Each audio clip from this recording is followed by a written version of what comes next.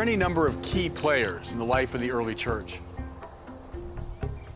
One thinks of Timothy and Titus, of Matthew, Mark, and Mary Magdalene, of Philip, James, and John. But the two indispensable players, the two without whom the Christian movement never would have emerged and survived, were Peter and Paul. Why these two? Well, Peter was the head of the 12, the one chosen by Jesus himself to be the leader of the new Israel. He was the unwavering witness to the resurrection. He was the rock. And Paul? Paul was the first great Christian theologian, the first one who saw the full implications of the resurrection of Jesus from the dead, and therefore allowed Christianity to emerge as a worldwide phenomenon. These two were so central that they remain not merely of historical interest, but they endure as determining archetypes in the life of the church to the present day.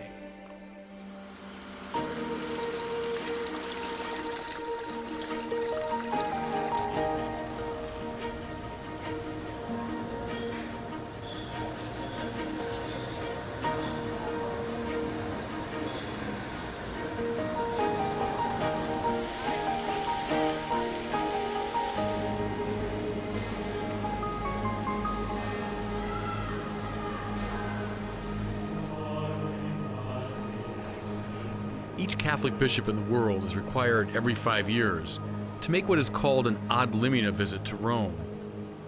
In the course of that pilgrimage, the bishops do indeed visit with the Pope, but their primary purpose is to pray at the tombs of the two great apostles, Peter and Paul, and to draw strength from them.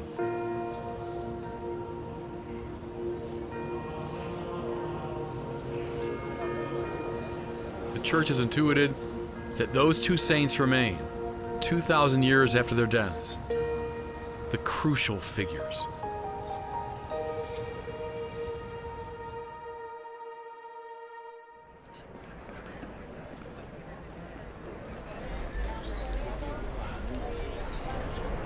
So the 12 apostles, who were meant to be the 12 tribes of Israel, their job was to gather the world. They understood that if Jesus was the Lord of Israel, he was the Lord of the world. So they all went out. Peter and Paul come here. Thomas, they say, went to India. The other apostles went all over the known world to bring this message in. That's why the view that, that Jesus just kind of inspired them with some nice spiritual ideas, that makes zero sense of what they did. Who would have bothered going to the ends of the world? Who would have died to announce that message? So the very fact that we're here in Rome with these teeming masses of Christians, it bears witness to how seriously they took this task of theirs.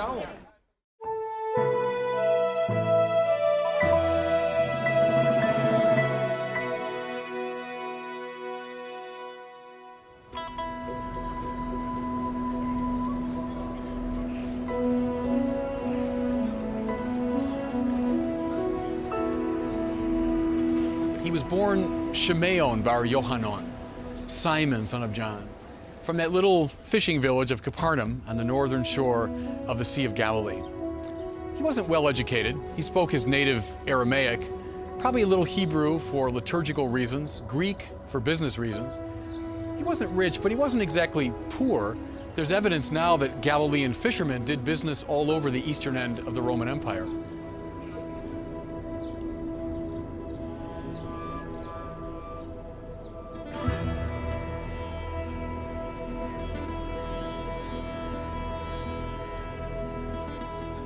One fine day, Yeshua from Nazareth came to Capernaum.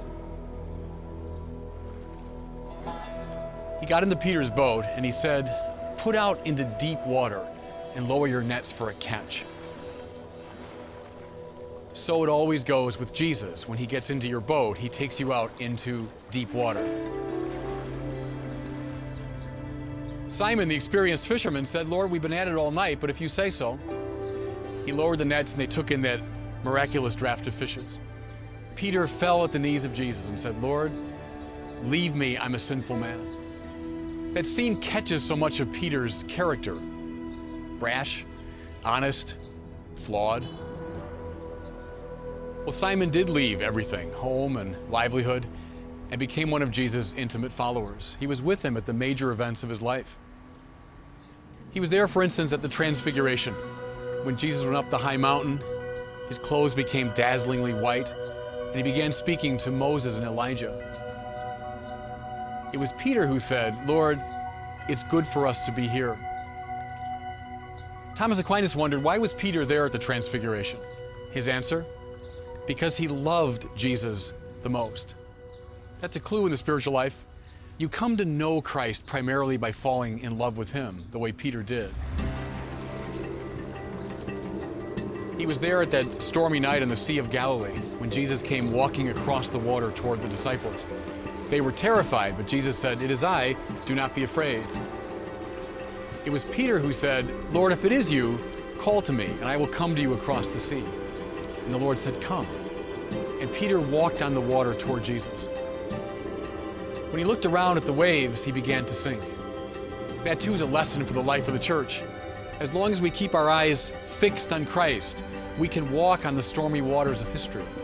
When we look away, that's when we sink. At the climax of Jesus' life, when the dark powers were gathering around him, Peter found himself in the courtyard of the high priest's house, in the midst of a scapegoating mob. "You were with him. I recognize you." "I don't know him," Peter said. Another person said, "Well, your accent gives you away. You're a Galilean. You're one of his followers." "I tell you, I don't know him." A third person, "Sure, I saw you with Jesus. You're one of his disciples." Swearing, Peter said, "I tell you, I do not know him." At that point, the cock crowed, as Jesus predicted it would. "Simon, I tell you, before the cock crows, you will deny 3 times that you even know me." At that point, Peter went out and wept bitterly.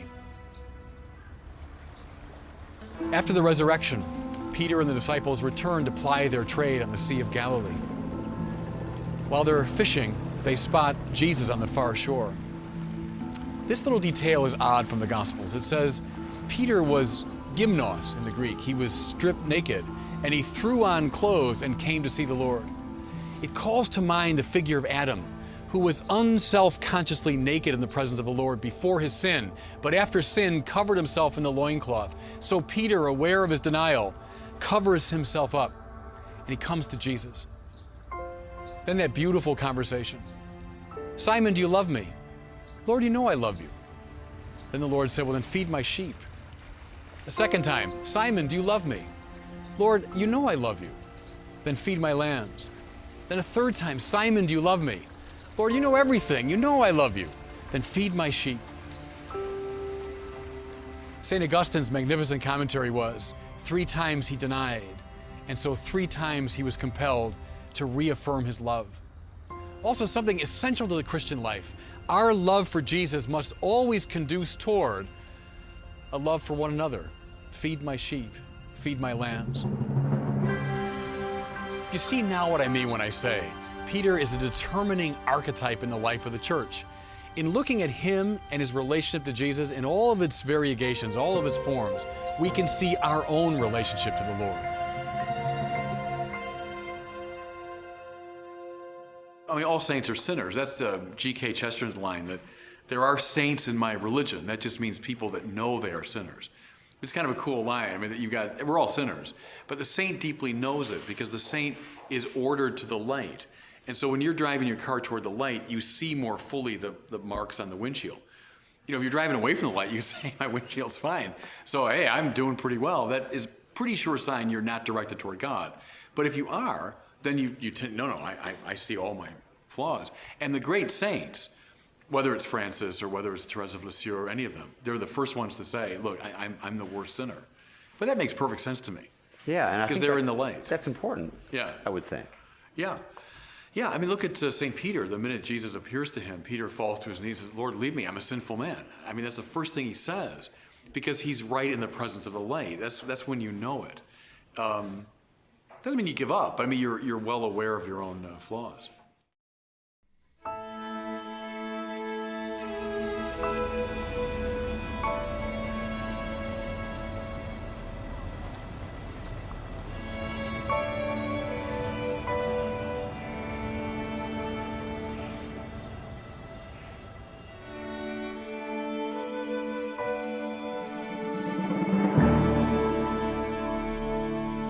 There's one particular event in the life of Simon upon which I'd like to focus.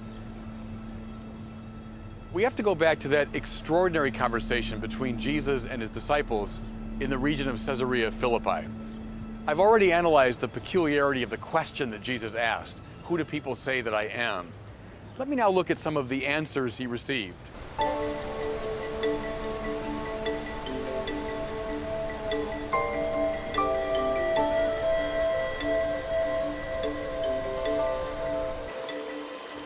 The disciples speak up. Some say Moses or Elijah. Others Jeremiah or one of the prophets. Jesus, like a celebrity today, must have stirred up a great deal of popular buzz. There must have been a lot of opinions being shared about who he was. And the disciples' answer reflects that popular consensus. Here's what all those answers have in common. They're all wrong. When people say the church is not a democracy, this is what they mean. The determination of who Jesus Christ is can never simply be a matter of popular consensus. Then Simon speaks up. "You are the Christ, the Son of the living God." You are the Christ. He would have said Mashiach in his Aramaic. You're the anointed one. Peter knew he was the one who would gather the tribes, who would cleanse the temple, who would rule as Lord of Israel. But then he adds that extraordinary line. You are the Son of the living God. You are not just one more in a long line of prophets. You're not just one more religious seer among many. You are the Son of God. Jesus responds, "Blessed are you, Simon, son of Jonah, because no mere man has revealed this to you but my heavenly Father." How did Simon know this? It wasn't because of his native intelligence. It wasn't because of his splendid education. He didn't have one. It wasn't because he was specially skilled at assessing the consensus of the people. It came as a special charism of the Holy Spirit. It came as a gift from God. And then Jesus adds, "I will call you Kephas." That's his Aramaic. It means the rock, rocky, rendered in Greek as Petros, Latin Petrus, English Peter. "And upon this rock I will build my church. I will give to you the keys of the kingdom of heaven." The church rests upon this confession of Peter. It rests upon this charismatically given knowledge of who Jesus is. And mind you, Jesus speaks here in the future. I will build my church upon this foundation. The gates of hell will not prevail against it. He can't just be speaking of Peter personally, but of all those who down the ages would share in his charism, would share in his office.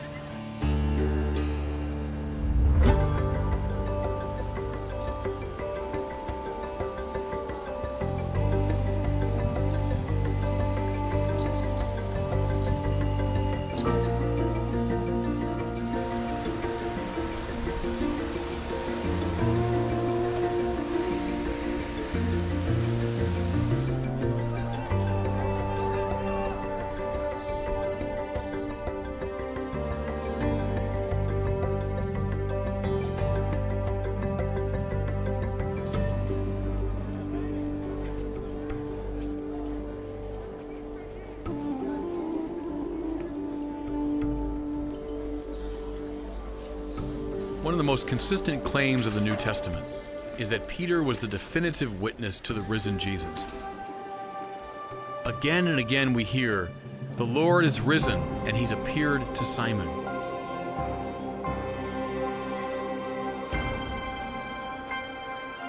After Pentecost, the often wavering apostle became a tower of strength and resolve, and his proclamation centered consistently around the resurrection.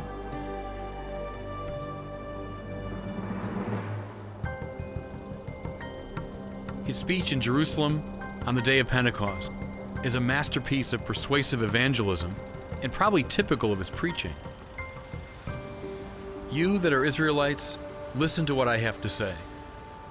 Jesus of Nazareth, a man attested to you by God with deeds of power, this man handed over to you according to the definite plan and foreknowledge of God, you crucified. but God raised him up. Therefore, let the entire house of Israel know with certainty that God has made him both Lord and Messiah.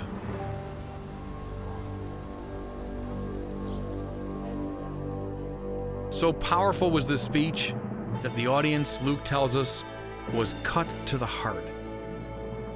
The successors of Peter have always had the fundamental task of witnessing in just this way to the resurrection of Jesus.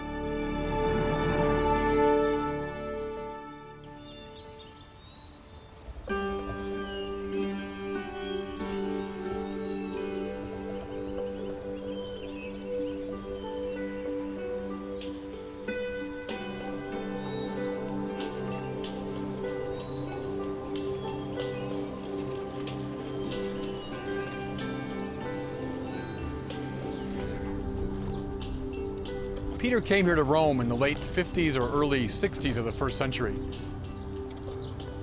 Why did he come here? Well, he knew that Jesus was the King of the Jews, and that meant by extension, the Lord of all the nations. So of course he came here to this center of world empire. He probably settled in this neighborhood of Trastevere behind me. In the first century, it was the Jewish quarter. Peter proclaimed Jesus risen from the dead. Tradition says that St. Mark, the first evangelist, was Peter's companion and translator. Many say that the content and rhythm of Peter's preaching can be seen in the Gospel of Mark.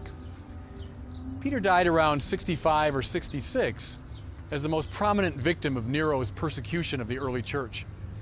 He was crucified just a few hundred yards from where I'm standing, in between the Janiculum and Vatican hills, outside the city walls in those days. He was crucified most likely in this circus of Nero. Along the spina, they call it, along the spine of that circus, there stood a great obelisk that Augustus had brought back from Egypt. If Peter was crucified there, it's probably one of the last things that he saw. It's currently standing right in the center of St. Peter's Square. After Peter's death, they cut down his body. They buried him in a little cemetery up on the Vatican Hill. In the 4th century, the first Christian emperor, Constantine, built a great basilica on the site. That lasted for many centuries, till the end of the 15th century when it was torn down and the present great Basilica of St. Peter's was erected. In the middle of the 20th century, Pope Pius XII gave permission for excavations underneath St. Peter's. They discovered that 1st century cemetery, and they found on one block of stone a fascinating bit of graffiti. It said, "Petros eni," Peter is within. When they opened up that grave, they found bones of a man between the age of 60 and 70, a man sturdily built. Here's what I want you to see. Christianity is not a philosophy. It's not an abstract set of convictions. Christianity is based upon a person, this Yeshua of Nazareth, who is the friend of Simon Peter. If you look in the first letter of John, you find this line: "We proclaim to you the word of life." Sounds abstract enough, but then he goes on, "which we have seen with our eyes and which our hands have touched." Now that's the foundation of Christianity. The word of life that people like Simon Peter knew. Simon Peter saw him with his eyes, touched him with his hands. That is the personal foundation upon which Christianity rests.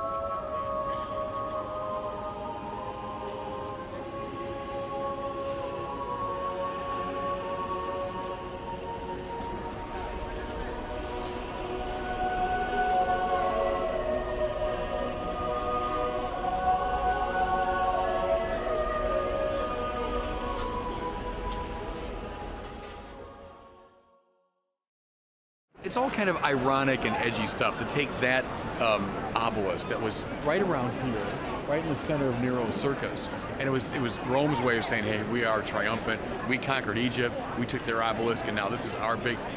And now we put it up there and say, well, you didn't win. I know you crucified Peter, but look, here's Peter's church, and there's Peter's successor lives right up there. And that's the obelisk he saw. So it's all meant to be kind of a gentle in your face. you know. So I do revel in that when I come here.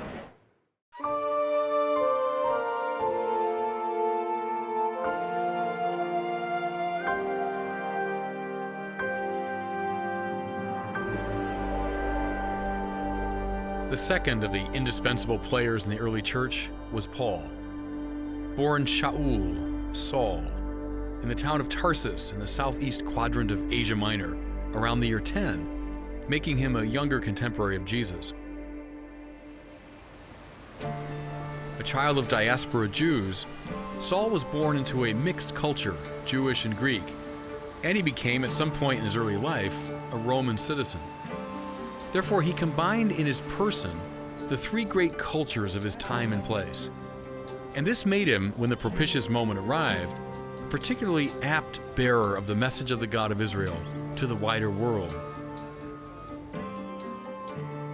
Young Saul probably received a fairly decent classical education, reading Plato, Aristotle, Aeschylus, Sophocles, and Homer.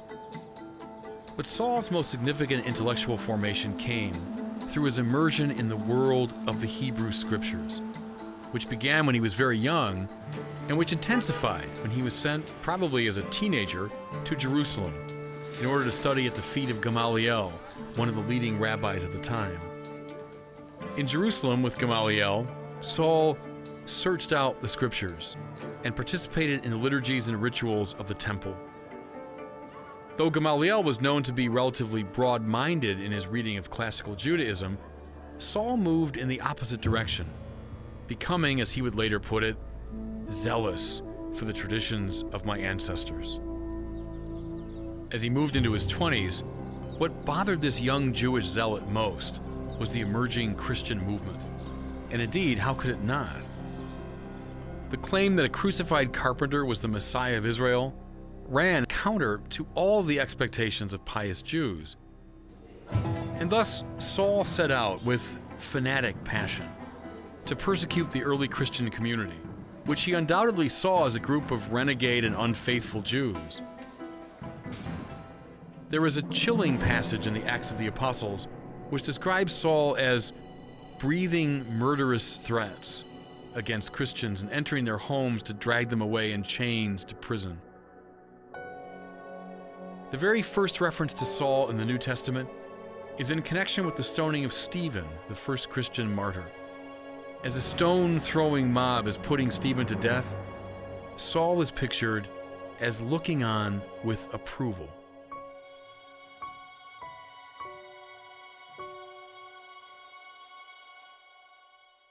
We don't realize how dangerous the message of Jesus was and how dangerous his person was. What a threat it was to the status quo. It still is, of course. It's the domesticated Christ who's not a problem, which is why that's a permanent temptation, is to domesticate him, make him a kind of a nice, harmless spiritual figure. But he remains permanently disruptive. And the first Christians certainly knew that, and they bore the brunt of it. They knew it. So I'm convinced they all knew they were going to meet martyrs' deaths.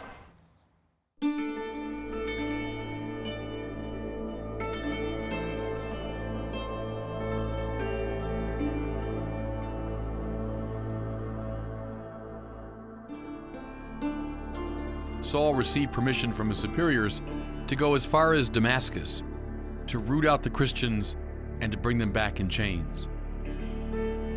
On the way there, something happened to Saul that changed not only him, but changed the world.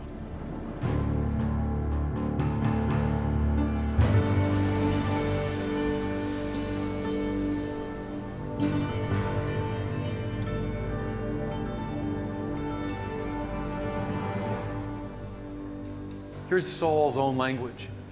He spoke of a light and the hearing of a voice that said, "Shaul, Shaul, why are you persecuting me?" And when he said, Who are you, Lord?" the voice answered, "I am Jesus, whom you are persecuting. Get up and go into the city, and you'll be told what to do." I'm standing here in the great church of Santa Maria del Popolo in Rome. I'm in front of Caravaggio's great masterpiece, The Conversion of St. Paul.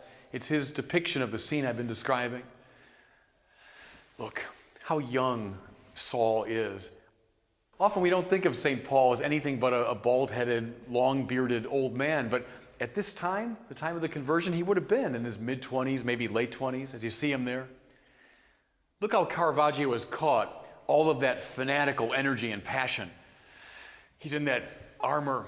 He's got that helmet with the plume that's fallen from his head. Look at the sword at his side. Look at that Roman-style red cape. There's somebody who is fanatical, armed, and dangerous as he's going off to Damascus. He knows exactly what he's doing. And then the light, which blinds him. Look at his eyes closed in blindness as he gestures helplessly upward. There's Saul disempowered, Saul in his weakness. And then this, to me, wonderful Caravaggio touch. How odd that in this depiction of Paul's conversion, the horse seems to be the dominant player. See how the horse just dominates the composition. And now look at the eye of the horse. As he looks back at this scene, Saul doesn't know what's happening to him. But can you catch it? The horse does. The horse seems to know what's happening. Here's what I love about this. Saul, in his armor and his cape and his helmet and his sword, full of fanatical passion, galloping off to Damascus, knocked to the ground by grace. But see, when he will look one day with humble eyes at this scene, then he will know. Then he will understand. What happened to Saul, now Paul, after the conversion? We hear that he went to Damascus. He was baptized by Ananias, one of the disciples.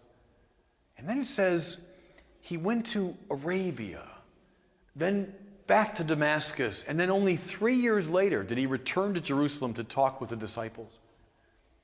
What was going on? What was he doing during these years? I can't help but think he was trying to figure out what the heck had happened to him. Here's someone who knew the law. He knew Israel. He knew what this was all about. He was galloping off to persecute the church in full confidence. And then he met the crucified and risen Jesus, and he knew he had to reconfigure everything. We speak of Paul's conversion, but that can give the wrong impression, as though he was moving from one religion to another. No, he was trying to understand how everything he knew about Israel now had to be reassessed, rethought in light of the crucified and risen Jesus. Once he figured that out, and it took about 3 years, then he was ready to preach.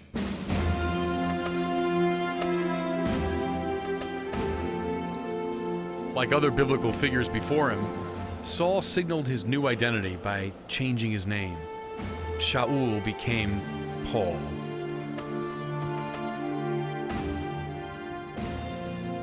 Paul realized that his mission was to declare to everybody, Jew and Gentile alike, that they had a new king. Through the power of the resurrection, Jesus was revealed as the fulfillment of all of God's promises to Israel, and therefore as the light to all the nations. Paul felt personally commissioned by Christ to be the bearer of that message to the world. The second half of the Acts of the Apostles tells the story of Paul scurrying furiously around the Mediterranean world, telling anyone he could that Jesus was the Lord. When you read those breathless pages, you're struck by the boundless energy and unremitting focus of the man. On his first missionary journey, Paul set out from Antioch in Syria and sailed to Cyprus. He preached his way from one end of that island to the other. Next, he sailed to Asia Minor and commenced to preach and establish churches in Perga, Derbe, Lystra, and Iconium. Finally, he made his way to the northwest coast of Asia Minor, where his mission took a decisive turn. While Paul was in Troas, that's the region around Troy, he had a dream in which a man from Macedonia appeared to him and said, "Come and help us." Inspired by this, Paul made the short journey from Asia to Greece. The Catholic cultural historian Christopher Dawson has said, even though no commentator at the time would have noticed this little journey that Paul made, in fact it was one of the most decisive events in the last 2,000 years. For it represented the arrival of Christianity in Europe, and therefore the beginning of a revolution in culture that would eventually affect the whole world.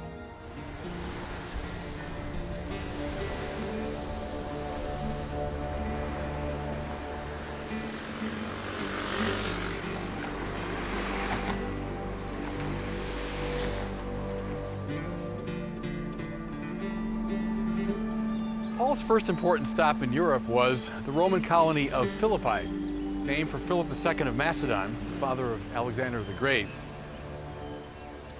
Paul would have arrived in town by the road that I'm walking on. It's called the Via Egnatia. Once he was here, he preached the gospel, he established a small Christian community, and then, as was usually the case with Paul, for his troubles, he ended up in prison.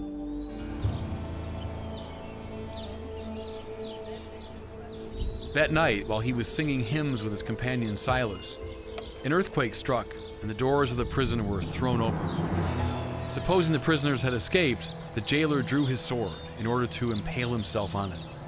But Paul stopped him, saying, "Do not harm yourself, for we are all here." The shaken man then asked what he must do to be saved.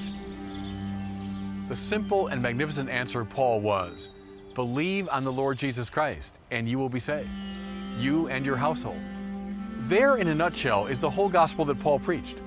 Submit to the lordship of a new king, Christ, crucified and risen. The letter that Paul would later write back to the community of Philippi, one of the gems of the Christian tradition, provides a pithy encapsulation of his teaching. He writes, "Christ Jesus, who though he was in the form of God, did not regard equality with God as something to be exploited, but emptied himself, taking the form of a slave. God highly exalted him and gave him the name above every name, so that at the name of Jesus every knee should bend in heaven and on earth and under the earth, and every tongue should confess that Jesus Christ is Lord." First, we notice that the divinity of Jesus is clearly affirmed. He's in the form of God, and he has the name above any other name. And second, we see the consequence of this affirmation. Jesus is the Kyrios, the Lord, to whom final allegiance is due within the political and cultural sphere, and indeed throughout the cosmos and the invisible order as well. Having left Philippi, Paul came to Thessalonica and immediately went to the Jewish synagogue to proclaim the good news. As he laid out his story, some were persuaded, but others were enraged and managed to stir up a mob which set the city in an uproar. Paul's message was indeed designed to turn the world upside down, precisely because it was the proclamation of a new king, and therefore of an entirely new way of organizing things. If our teaching of the faith is too often tepid and uninspiring, authentic Christian proclamation is as subversive and explosive as the earthquake that shook the prison walls in Philippi.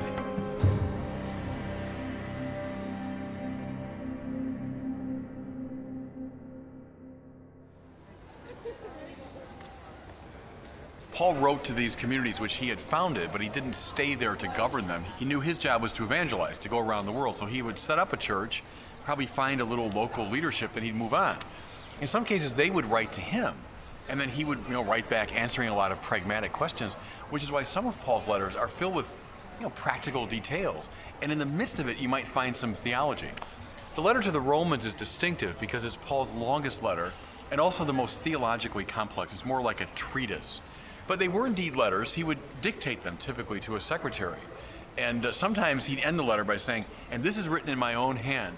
In one of them he says, "See how big I write?" So it's like he was actually writing the thing at the end, but the secretary was taking it down usually. But they were real letters written to these communities. And then they were read to the Yeah. congregation? Most likely the early churches were what they called household churches. They'd be in someone's home and they'd gather this small Christian community, and then someone who could read, not everyone could of course, would get up and would read Paul's letter aloud.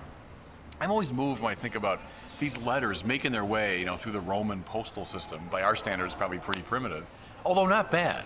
That was part of the genius of the Roman road system, and the postal system were pretty good. But a little, scroll is coming into Rome. Did anyone think that letter that was arriving would change the whole world and would be written about for centuries and become the source of huge controversy? Undoubtedly no, but Paul sends this letter to the church in Rome, probably gathered in someone's home.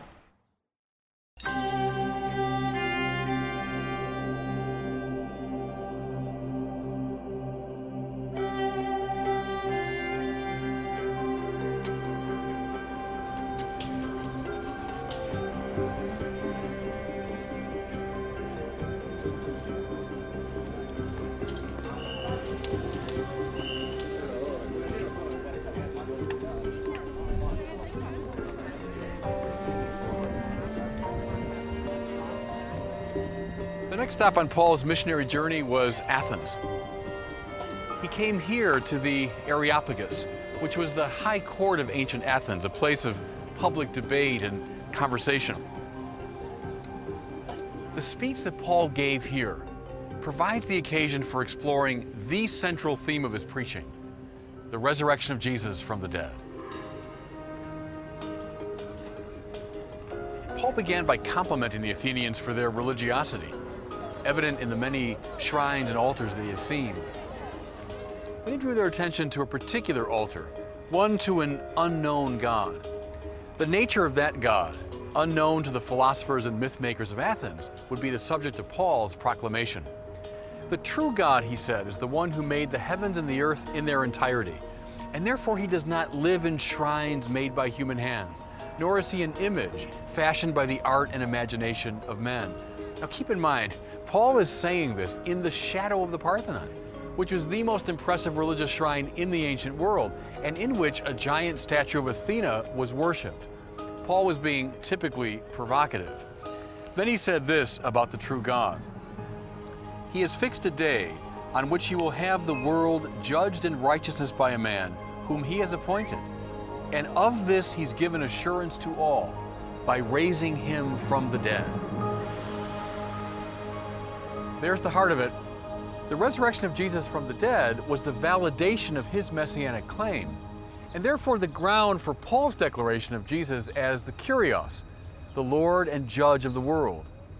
When the learned debaters here on the Areopagus heard this, many scoffed, but a few others said, "We will hear you again about this."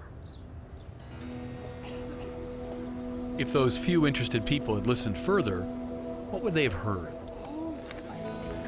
There were, of course, many viewpoints among thoughtful people of the time concerning what happens after we die. Paul would have been acquainted with all of these perspectives, but his message of resurrection was something completely different. He did not say that Jesus had gone to Sheol, or that he was vaguely with God. Nor did he express a mere hope that one day he would arise along with the saints. And he most certainly did not claim that Jesus' soul had escaped from his body.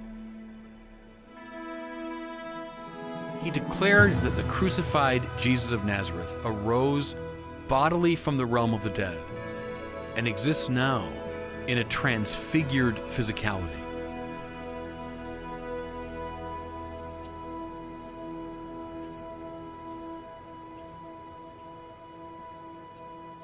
Paul lays out this basic teaching in the 15th chapter of 1 Corinthians. I'm here in front of the Bema. That was the ancient speaker's platform. Paul would have preached from this very spot.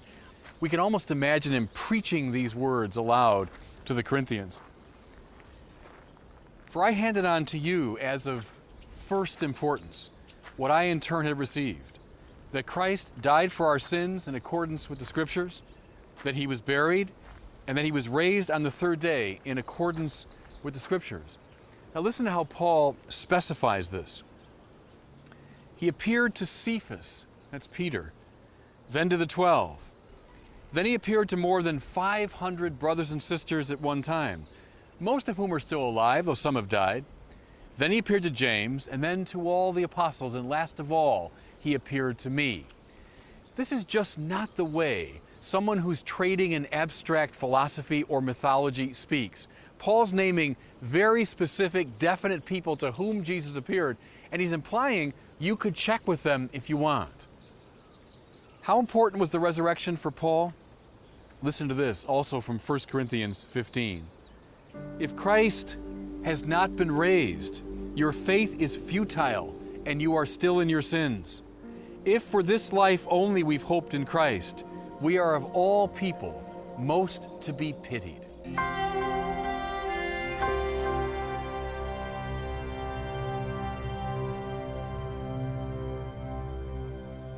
We worship a crucified God.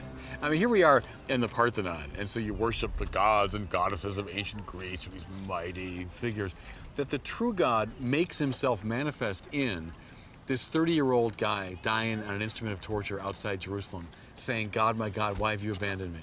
And that we say, that's it. See, that was Paul's message. Paul said this is folly to the Greeks, and it's a scandal to the Jews. In other words, what I'm saying is bound to annoy everyone. No one will get this. A 30-year-old man dying on a terrible instrument of torture saying, why have you abandoned me, oh God? That's God. That's God. That's the true God. So it's God revealed precisely as this face of compassionate love and of abandonment to the point of death. That's the dynamite of Christianity. See, so that God did not raise Julius Caesar from the dead. He did not raise Charlemagne from the dead. He did not raise Genghis Khan from the dead. He raised Jesus Christ from the dead. And that makes all the difference. So the true God is revealed precisely there. That's the dynamite that Paul had. That's what he got.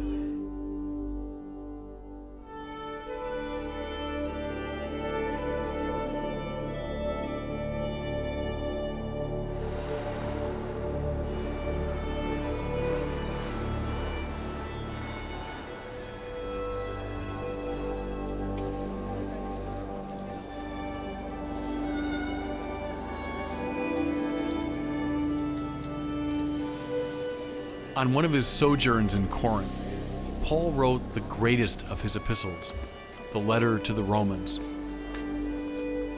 The principal theme of this text is participation in Christ. It's been said you'd understand all of Paul if you understood the full meaning of this little phrase, in Christ, used over and over again in his writings. It seems to designate what the French call participation mystique, mystical participation, to enter into the power of something. See, for Paul, the risen Jesus was an energy, was a field of force, or to use one of his favorite terms, a dunamis, a power. And the idea was to enter into that power.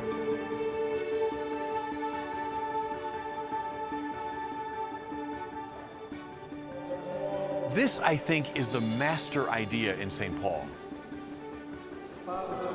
It's by mystical participation in Christ that we are set right, that we are justified. Now, how does that process happen? The first step for Paul is always faith. It's by faith we are justified. Faith means trust. It means confidence, turning one's life over to the power of Christ.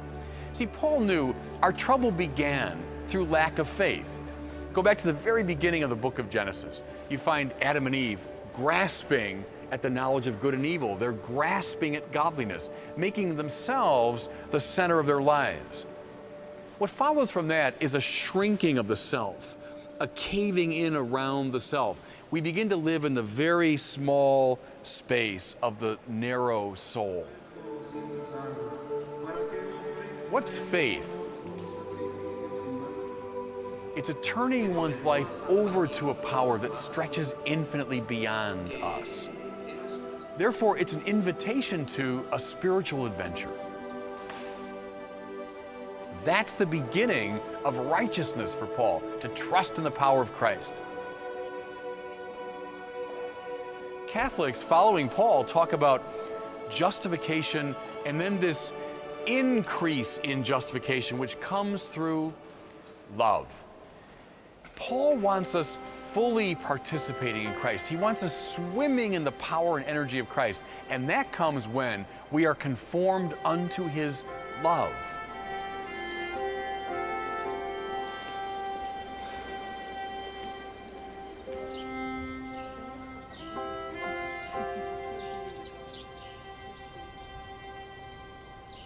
Paul gives particularly clear expression to the relationship between faith and love in his magnificent first letter to the Corinthians. And one of the very best summaries of Paul's spiritual and theological thought is the 13th chapter of the first letter he wrote to the Christian church here. It also ranks as one of the gems of the Western literary tradition. I'm talking about the Hymn to Love. Paul was addressing a Christian community here that had become preoccupied with the more spectacular manifestations of the spiritual life, with speaking in tongues, trading in words of knowledge, engaging in prophecies. He wanted to bring them back to what is fundamental. And so he spoke of the superiority of love. Here's how 1 Corinthians chapter 13 begins. If I speak in the tongues of men and of angels, but do not have love, I'm a noisy gong or a clanging cymbal. If I have prophetic powers and understand all mysteries and all knowledge, if I have faith enough to move the mountains, but have not love, I am nothing. Paul himself spoke in tongues. He claimed a mystical experience of the third heaven. He certainly sang the praises of faith. But he's asserting here that without love, these all count for nothing. How could that be true? It's true because God is love. Love is the divine life. And the whole purpose of spirituality is to get that life in us. Therefore, to have all the accompaniments of the divine life without the thing itself indeed counts for nothing. We're ready to go. We'll have a little prayer asking God's blessing on our efforts. We'll have a prayer with the neighbors. And what is then we'll love? start coming on. If you need me for something, Love is not primarily a feeling or emotion, though it can be accompanied by those. in the name of the Father, and of the Son, and of the Holy Spirit, amen. And we'll pray in the word. It is instead willing the good of the other as other.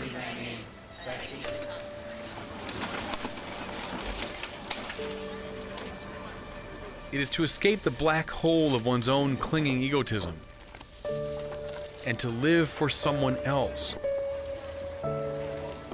And this is why, Paul explains, love is patient, love is kind. The person characterized by true love is not interested in reciprocation, but simply in the good of the other. And therefore he's willing to wait out any resistance. This is why, as Paul insists, love is not envious or boastful or arrogant. True love has no truck with this sort of resentment, for it wants the success of the other. Once we understand the nature of true love, we know why, as Paul says, it bears all things, believes all things, endures all things. Thank you. Paul concludes his hymn with the observation, love never ends. In heaven, when we're sharing the divine life completely, faith will end because we'll see and not merely believe. In heaven, hope will end because we will have realized our deepest longings. But in heaven, love will endure because the very life of heaven is love. That's why Paul says, 1 Corinthians 13:13, and now faith, hope, and love abide, these three, and the greatest of these is love. In saying this, Paul sums up not only his own theology, he sums up the very essence of the Christian life. Everything else is commentary.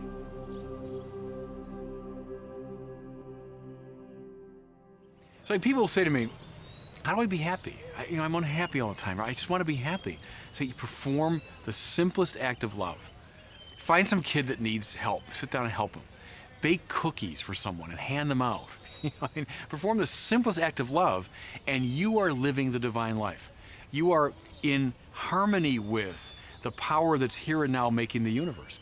That's Christianity. That's why Paul says the greatest of these is love. Love is what remains. Love's what abides, and why everything else is commentary. That's why.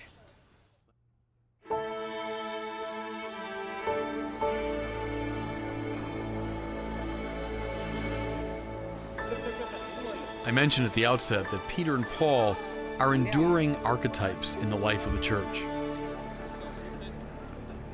Peter, who led the original band of the 12, stands for office, structure, hierarchy, and headship. All those ways that the church is ordered to achieve its purpose.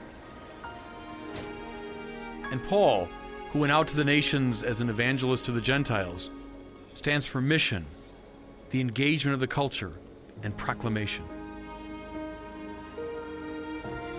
The two together, in intensive harmony, have propelled the church through the centuries and around the world.